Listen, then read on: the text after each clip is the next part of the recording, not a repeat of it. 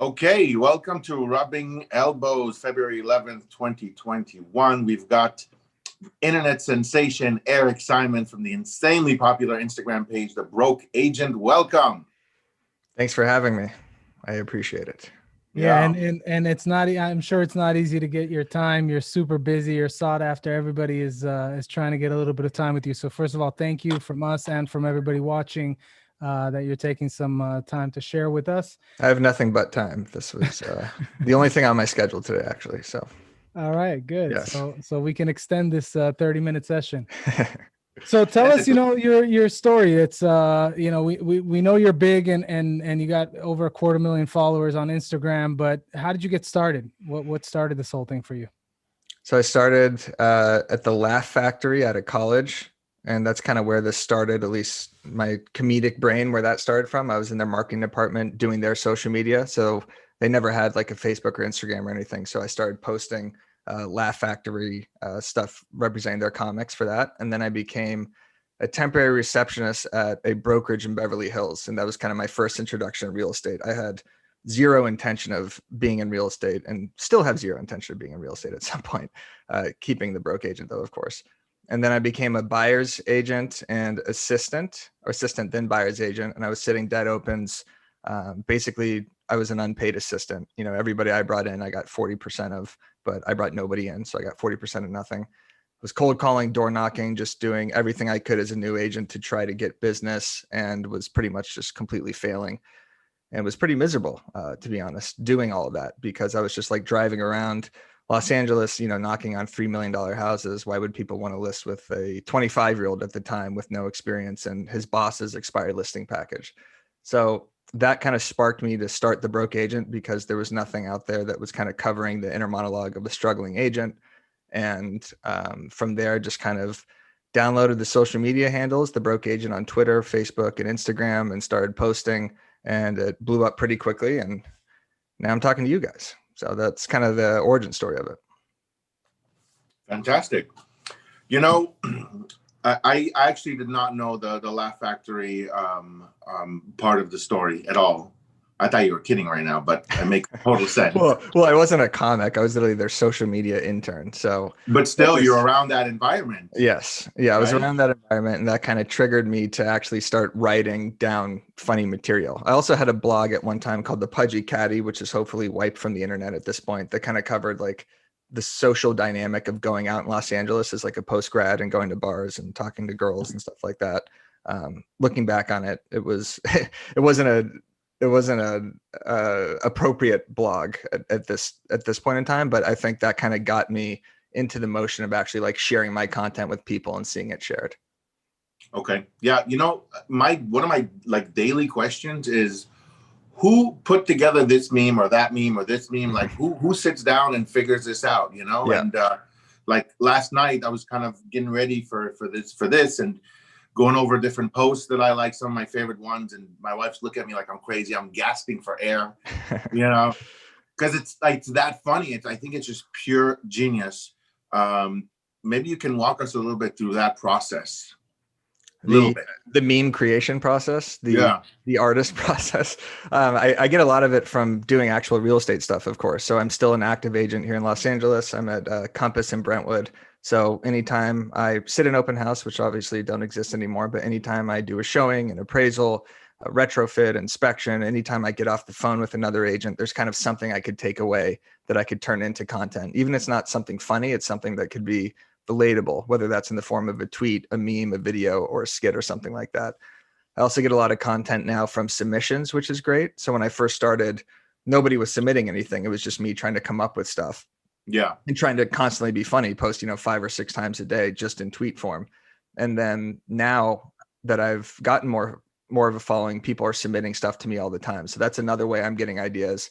I also get ideas from kind of lurking in real estate Facebook groups. I go in agent hacks and lab coat agents and just kind of see what people are talking about and try to stay on trending topics with that. And then of course I get a lot of my content from other meme pages, where you could basically just see a funny video or a funny meme, whether it's like the Bernie Sanders one or a Tom Brady one or whatever is kind of like, topical or culturally relevant at the time. And then I could twist it into a real estate post. You could basically just throw at an open house on everything, and then it's real estate related. So Yeah. it's not genius. It's pretty simple, but it's great that real estate continues to give me content, because any day you're actually working in real estate, you're of course getting content because you're just, suffering so many losses and so many funny things that happen.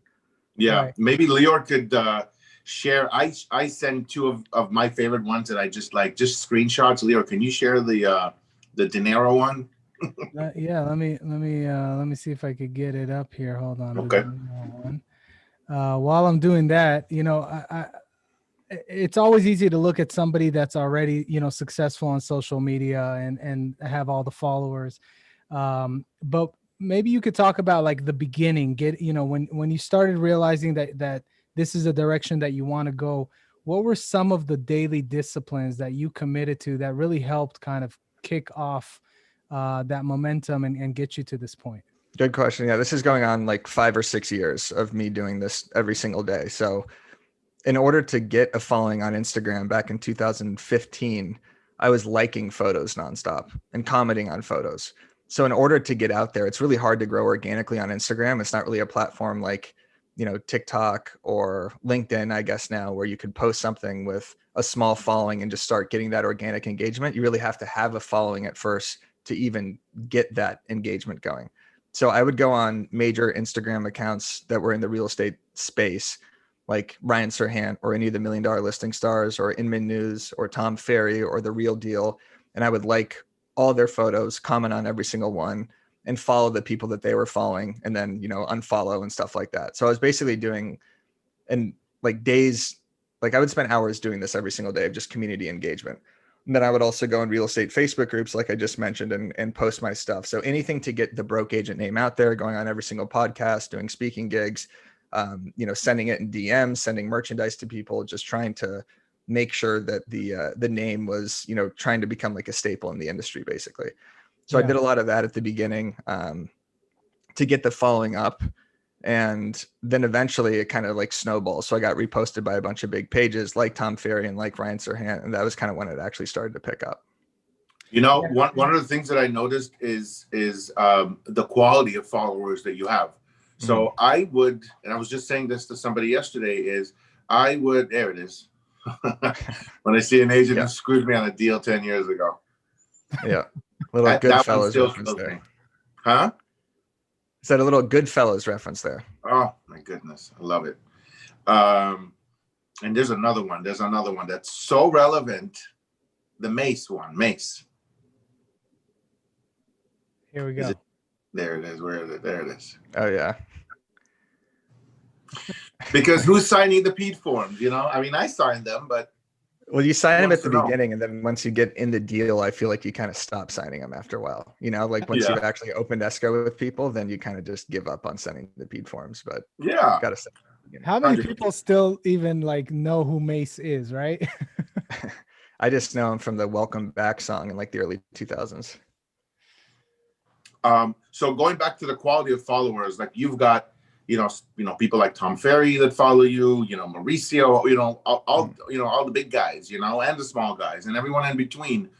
And I feel like your quality of followers, because everyone is so, there's no reason to follow you if you're not in real estate. You don't get the references, right? So 250,000 followers, that says a lot. Yeah, I thought that initially too. I thought that there'd be kind of a cap of amount of real estate agents that could follow me because it was so real estate specific, but everybody's bought or sold a house at one point, or everybody will, and everybody's spoken to a real estate agent, of course. So anyone that's kind of in the sales adjacent or entrepreneur industry, or anyone that's, like I said, bought or sold a house, can find this material relatable. So I found like a lot of people, attorneys or salesmen or, mortgage reps, lenders, anybody like that could really find the material relatable. So I thought I was going to cap out, but it's nice to see it keep growing. Yeah, especially buyers and sellers, because you automatically think that it's for agents, but buyers and sellers, too. Like you had the Happy Gilmore one. I actually shared that one on my page the other day. We were driving with the agent. The agent's like, "This is such a beautiful neighborhood," and then some crazy person is jumping, Yeah. So let me I think ask you, that's because I know definitely that like the brand, you know, the brand is like your passion, it seems like, right? And it's Mhm. like the comedy behind it. That's really what you were going for. But what has all of this really done on the business side of it for you? Does it bring you business? Does it create those connections for you? What could people expect from going after their passion, but what it actually does for their business on the other end of it? Well, I don't recommend doing this for your real estate business. I keep them completely separate, and branding yourself as the broke agent probably isn't the best move to become a top producing realtor. But it's definitely helped me growing the broke agent business, and it's also kind of given me like a seat at the table, like at my brokerage and with other agents. Like even not being a top producer, some people at least know who I am, and that gives me a certain level of respect when I'm actually within a deal. And maybe people are just scared that I'm going to like post about them or something like that. But it's actually, helped my real estate business too, in a way where I could tell people I'm in real estate without having to tell people I'm in real estate. Instead of having my own real estate page that I'm constantly posting on, they at least know that I'm doing this, and then they know I'm a realtor. And I'm just talking about like my friends or people that my friends know that will eventually want to work with me. But the goal's always been to build the broke agent business and eventually kind of phase out of real estate. Let's talk about your what you have, some sort of a white label, something that you're sending out. Yeah, I have a meme template platform. So it's on Coffee and Contracts, which is an entire content platform for real estate agents that has buyer lists, email highlight covers, memes, GIFs, videos, anything that real estate agents need to post on social media. And I basically update that every month with 30 or 50 posts in the forms of, GIFs and really funny kind of educational templates. I noticed when I started the broke agent, a lot of people were kind of reluctant to share it because, of course, some of the content makes realtors look bad, right? So a lot of it also has a huge at the broke agent watermark on it. So if you're sharing a broke agent post, some people's clients would be like, well, why are you even sharing this? This is not something I want to see. I don't want to see all these like incompetent things that agents do, right? So I wanted to brand it where agents could actually brand my material and then post material exclusively for agents that actually will help them get business. So it's still kind of funny stuff, but it's stuff that realtors could share that doesn't make realtors look bad. It makes realtors actually look really good. So it's been a really successful platform. I think I've had over 1,000 agents sign up since June, and it's great for agents that can't think of what to post or just kind of want more funny educational stuff to post. 1,000 agents is fantastic. That's great. Yeah, no, it's been really good, and I think that's because I've built this brand over 5 years and people trust the content that I'm going to put out. So I think it's been really successful, and people can find that humor and marketing is definitely the best way to go. If you're not doing educational stuff, if in order to go viral or to get shares now, you have to not just post your listing video or post just sold, just listed in escrow. You have to do something edgy or something that is actually going to grab attention because social media is so oversaturated at this point. Yeah, absolutely. I got a question regarding, well, can you plug that as far as where people can find that or is that the Coffee and Contracts? Yeah, it's in my Instagram profile. If you just click the link in bio, there's a link tree and it just says join platform on that. Or you could go on thebrokeagent.com and there's a link there. Can you share the cost for it? Yeah, it's $54 a month. And then if you sign up with the broke agent code, you get $15 off your first month. Nice. Yeah. Okay. Awesome. So now, is it true that? Sorry, what, one more question. Is it true that Zillow bought you this morning? No, I posted that, and I thought everybody would know that was a complete joke. And it turns out a lot of people didn't, including a lot of my friends and family members were texting me being like, Zillow bought the broke agent. It's like, no, of course they didn't. Zillow literally hates me. I've made millions of Zestimate jokes and I've been, shitting on Zillow for like 5 years, basically. So the only reason I did that is because Zillow just bought Showing Time. And I thought it was kind of like funny and timely to say that Zillow bought me and now I'm not doing any Zestimate jokes, but it kind of backfired on me a little bit. I lost hundreds of followers. People got like really furious about it for some reason. I guess they thought that I actually sold out, but it would be smart for them to buy you though, because then they can control what you say. Right, exactly. I know. It was kind of like a little if you're listening, make an offer. It was a little play to that too. Maybe they will actually make an offer. I mean, I will sell out. I mean, throw me $1 million. Sure. I'll sell my Instagram page. Are you kidding? Of course. Oh, But yeah, really? people were really pissed. Some guy messaged me saying like, dude, you're a douchebag. I can't believe you said that. So I posted that on my story. It's like, what? Like, do you even really actually care? Like, who cares? Right? That's hilarious. No. All right. So everybody watching obviously wants to gain more followers, but Yep. the disciplines is one thing that people don't stick to. It's very difficult. It's a full-time job really to build a brand Yep. and to make it successful. What are some tips that you could give agents, easy things that they can implement into their, weekly routines to try and really grow some kind of a small following in their community? Well, for Instagram specifically, being funny, of course, helps. We have a unique opportunity in real estate. If you're not funny, you could be educational. Everybody wants to learn about selling or buying houses, whether it's about you're learning about rates or how to get a loan or anything like that, I think is really helpful. But just tactically, you have to be consistent posting wise. Instagram just started Reels, which is kind of like their TikTok, the evolution of TikTok to Reels. And Instagram really pushes its new features. So in order to grow on Instagram, you now have to post reels and you have to post them 4 to 5 times a week. And you have to post stories. You have to utilize all of Instagram's features, whether it's the slideshow, hashtags, the voting thing. Your goal on Instagram should be to get people to spend as much time on your profile as possible. That's why you got to have long captions. You got to have a variety of different posts. And you can't just have your just solds, your just listeds, and pictures of yourself in a business suit, posing in the car with a motivational quote. No one cares about that stuff anymore. Being salesy is not what people want to see. So hashtags really help. There's a ton of different strategies that you can do on Instagram. Community engagement, the stuff that I did growing the Broke Agent brand at the beginning, commenting on major pages, networking with other realtors, responding to every comment, people that comment on your actual page, joining engagement groups, but posting stories is also huge.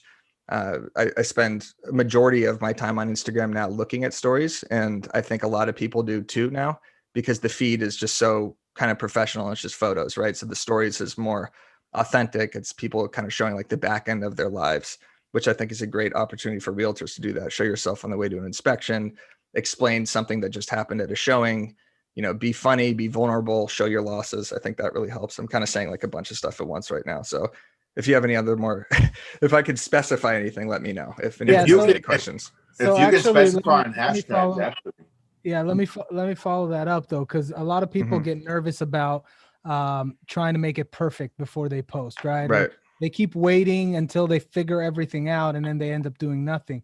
But what would be like the best rule of thumb as far as like Reels is blowing up?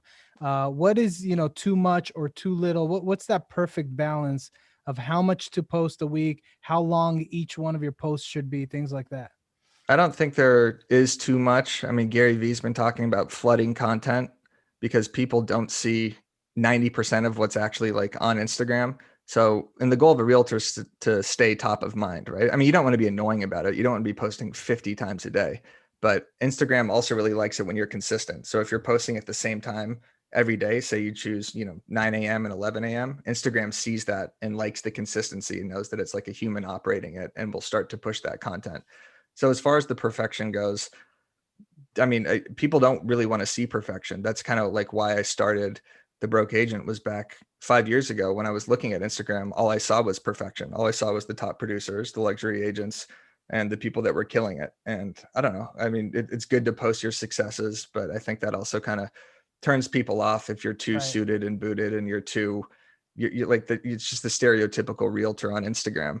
And I think people are starting to shy away from that now, which is great because they're finding out that authentic content and being funny is the way to get the most shares.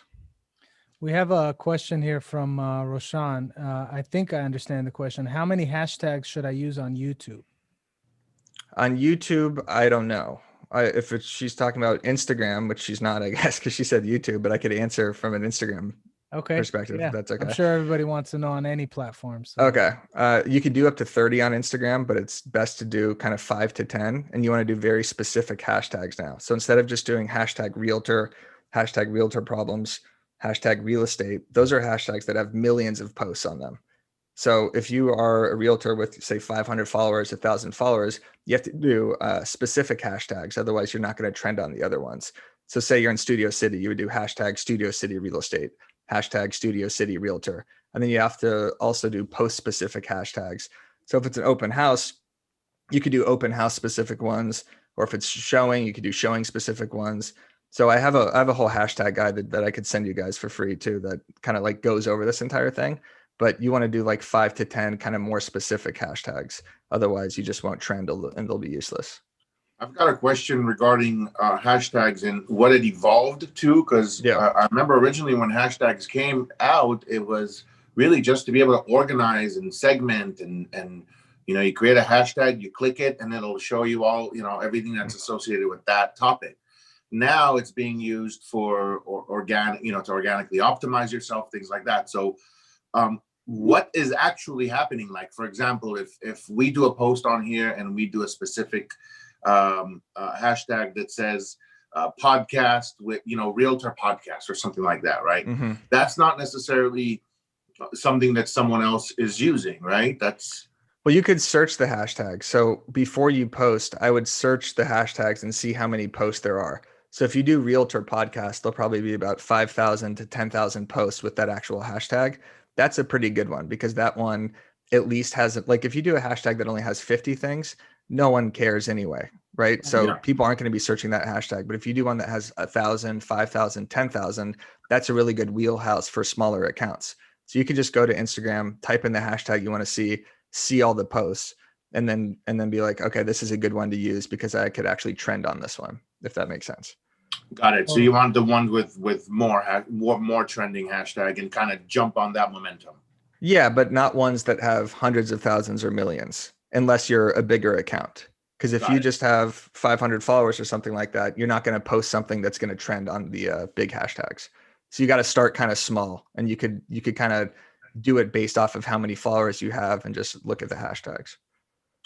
I've got a question regarding this is something we do with different guests that come in, and we try to find a way for our viewers, our listeners, people that, because this ends up trending on the feeds, different Facebook and Instagram feeds and things like that. So we like to offer the people that are within our network a way to maybe collaborate with you, or to be able to bring deals to you. For example, submissions, that's something you take, right? Yeah. What else? Is there something else that we can offer? For example, some of the bigger agents are like, name drop my name in Studio City and I'll co-list it with you, obviously, things like that. So you're asking me how you guys could help me? Is that how it could be like a symbiotic kind of, okay. I mean, not real estate business. I think just following and interacting with the content, definitely. Anytime you come across something funny, I love submissions, of course. You could email to me at info@thebrokeagent.com or just shoot me a DM. The best thing that I'm trying to do now, or my main focus, is to extend the brand to other people. I don't want to be the only one posting. I want this to be an entire brand of agents that are posting funny content. I want it to be a networking group. I want it to be news. I want it to be a podcast, which we started, the Over Ask podcast. So I think, if anyone wants to post on the platform, getting in touch with me and posting funny content, I could help those pages grow as well. So the goal is to, grow agents, help agents, educate agents on social media, and just kind of be like the go-to platform for entertainment, comedy, real estate, kind of like the bar stool of real estate, basically. Oh, so that's exactly what I was asking, and I think that's exactly what it would be. So somebody sees something amazing and funny, they'll share it with you, and then in return, you might, tag them or. I mean, that's what I do all day on my stories. So I always get people tagging me in their stories. That's kind of the best way to interact with me, because I always go through every single day who's tagged me in their story. And if it's funny, if it's like a bad real estate pick or someone trying to, open a lockbox or something like that, that's something that I'll repost on my story. But, email is a great way. If you actually have like a skit or a funny video, send it to me. And if it's funny, I'm going to turn Chuck's last question into some kind of a GIF, and then just send it to you, and then you can. Well, I won't be posting that. I don't think that was. That wasn't good. I don't think that was laugh out loud funny, but it was a good question, of course.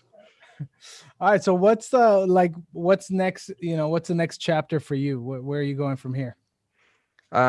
Podcasting. So we started the Over Ask podcast, and as I said, we're trying to expand. So we just connected with this guy, Matt Leonetti, who does really funny videos. I don't know if anyone's seen his skits or his reels. He's up in Canada, and he basically acts out memes. He does really funny listing videos, and he does music videos also at his listings. And he's been absolutely killing it, growing his audience and getting a lot more business. So I just partnered with him on a podcast. It's called Over Ask. And we've had Ryan Serhant on, Jordan Cohen. We have Maya Vander coming on. We just interviewed Mauricio today, actually. So we're just trying to have, casual conversations with people in the real estate world and people that are kind of killing it on social media and talk about their tactics and how they grew, and just, have it be like a lighthearted podcast. So there's that.